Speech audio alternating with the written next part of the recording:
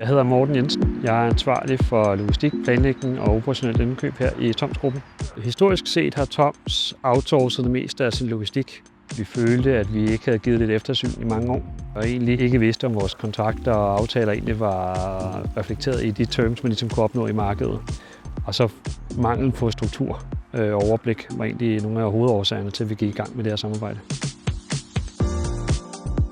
Valget faldt på transportrådgiverne, fordi vi vidste, at de ville være i stand til at skabe den transparens, vi havde behov for.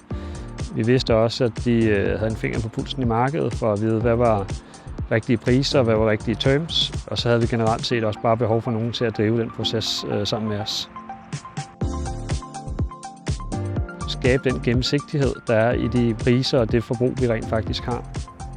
Det er rigtig meget detaljearbejde, som jeg som leder i hverdagen har knap tid til at dykke ned i, og vi havde ikke nogen medarbejdere til at kunne gå så dybt i de tal, som der var behov for til sådan en operation.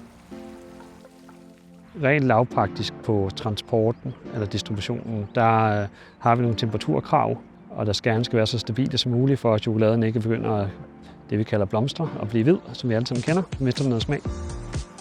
Vi havde et godt samarbejde med en af analytikerne fra transportrådgiverne. Hun var rigtig dygtig til at komme ned i alle vores faktureringer, gennemgå alt vores forbrug helt ned på hver enkelt levering af varer og også hver enkelt lagerhåndtering, der blev skabt. Så hun var i stand til at tage et helt års fakturer og lave et kæmpe Excel-ark, så vi føler, at vi har fået noget mere kontrol og styr på vores logistikområde, som tidligere måske var lidt svært at finde rundt i.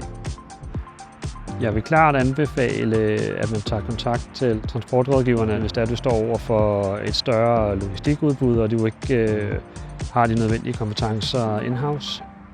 De hjælper os med at få indsigt i noget, som vi nødvendigvis ikke selv sidder og kigger på hver dag. Jeg tror, efter vi har været igennem det her forløb, så vil jeg mene, at Toms er klar til fremtiden. Vi har fået styr på vores logistikkontrakter. Vi har nogle gode samarbejder, der løbende bliver udviklet. Og nu kan vi fokusere mange af vores kræfter i ledelsen på nogle af de andre udfordringer, vi står med. Besøg vores hjemmeside. Vi glæder os til at høre fra dig.